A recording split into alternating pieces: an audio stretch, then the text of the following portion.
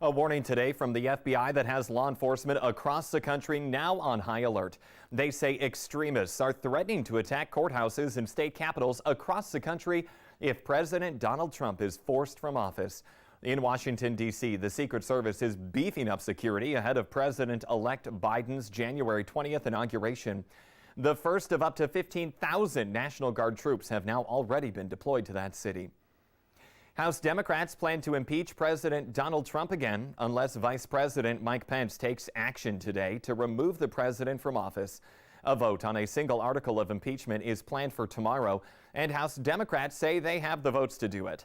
The legislation accuses the president of inciting an insurrection when a crowd of his supporters stormed the U.S. Capitol.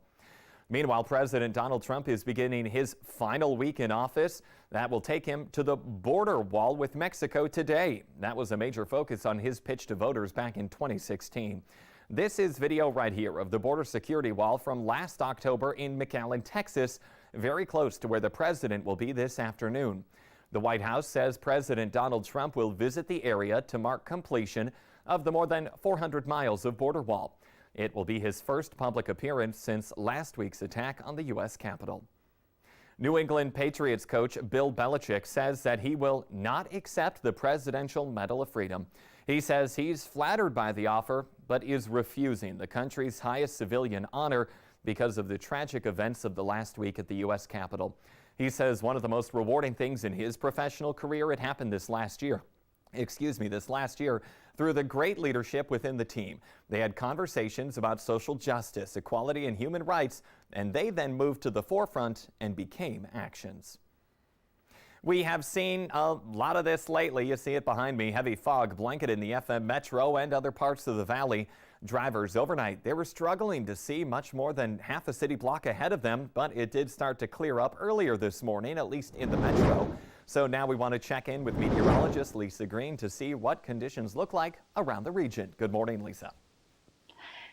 Good morning. It does look a lot better in the Fargo-Moorhead area right now. This is a live view on our First Alert Storm Team Skycam network, and you can see traffic picking up along I-94 University there too as the morning progresses, and good visibility for that morning drive this morning, at least in Fargo. Now, there are still some places stuck with that fog here to start off the day, and this time it's in Minnesota, so we're kind of moving that fog around each morning. Today, eastern North Dakota looking pretty good with visibility reports coming in up to 10 miles.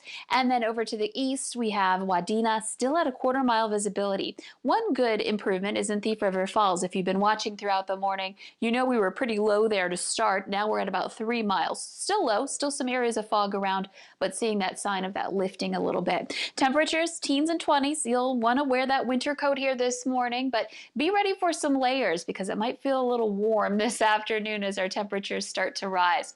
Winds not too strong, but there are some places where we're seeing wind speeds into the teens. We've got some gusts into, the wind direction out of the southwest, and we'll continue to see that here for today. Toward the east, it's more calm. That's where that fog is occurring.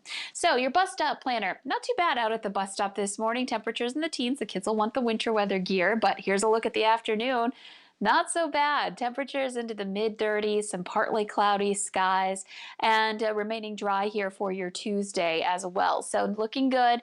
As we head into the forecast for the week, though, changes happening in the second half of the week. We'll initially see a warm surge tomorrow, our warmest day of the week, and maybe for some time, with some of us hitting that 40-degree mark. But then here comes that storm system, bringing first a little mix, then some snow, scattered snow Thursday and wind, and then that continues into Friday where we have our first alert weather day. That wind-snow combination going to be an issue for us probably Thursday night and into Friday, it looks like, for the timing on that right now. And of course, we'll continue to monitor that for you as it approaches. All right, a lot to watch out for. Lisa, thank you. Supporters of legalizing recreational marijuana in North Dakota, they're taking another run at the issue after failing to collect enough signatures to get it on the 2020 ballot. Secretary of State Al Jaeger says the group filed a new petition yesterday. If approved, backers would have 1 year to turn in at least 26,904 valid signatures to put it to a vote in November of 2022.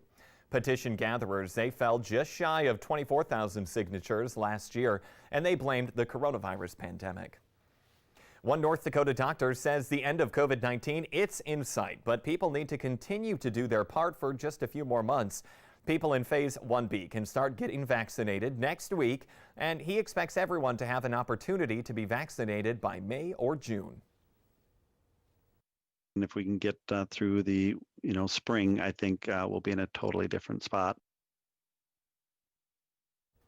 Dr. Vetter says the timeline could change because there are new vaccines in the pipeline. North Dakota leads the nation in COVID vaccine distributions. The CDC is now talking about who is next in line for that vaccine and how much of it has been given to different states across the country. The Valley Today's Brian Sherrod. He joins us live with a breakdown of those numbers and when more people can expect to get that shot. Good morning, Brian.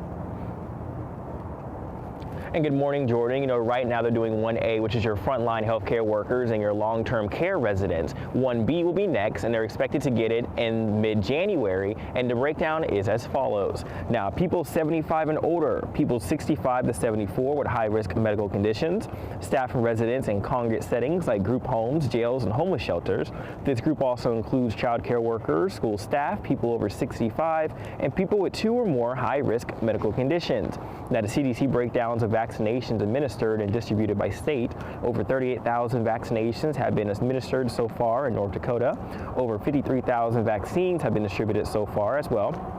In Minnesota, over 157,000 vaccinations administered so far and over 422,000 vaccines distributed, but over 25 million distributed across the United States. Now, to set up a vaccine during your phase, and it has to be during your phase, you can just call your healthcare provider or talk to your public health department. They'll be able to help you out and let you know when the availability is for the vaccinations. You can also go on covidfinder.org, and that will have the availability in certain locations as well. Brian Sherrod reporting live. The information a lot of people are curious about. Thank you.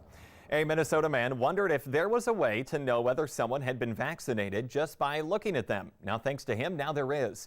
Adam Wachowski has worked in the healthcare industry for 2 decades, but now he's creating lime green wristbands to wear if you've gotten that vaccine. The goal is to show support for frontline workers and encourage others to get their shots. His company, Courage Through COVID, is donating 10,000 of the wristbands to Minnesota hospitals and is now in talks with hospitals across the country. Kids in Fargo Public Schools, they're heading back to the classrooms next week. Now, that policy goes into effect on January 19th. All grades will return to school for in-person learning 5 days a week. The Instructional Plan Committee will continue to monitor local data and make changes as needed based on new information and guidance. The committee will meet next on February 8th to review data and discuss the status of potential vaccination plans for the staff. Indoor dining, it's now back at a 50% capacity in Minnesota as the state eases COVID restrictions. Herbert & Gerbert's in Moorhead opened its doors yesterday, hoping that customers are as excited as they are. The owner says it's a big step toward a sense of normalcy, and they hope the go-ahead to open at 100% capacity will come soon. It's been a long time since we had customers in to be able to sit down and eat, and we have a lot of requests from our regular customers. How soon can we come in? So I'm looking forward to seeing some regular faces again.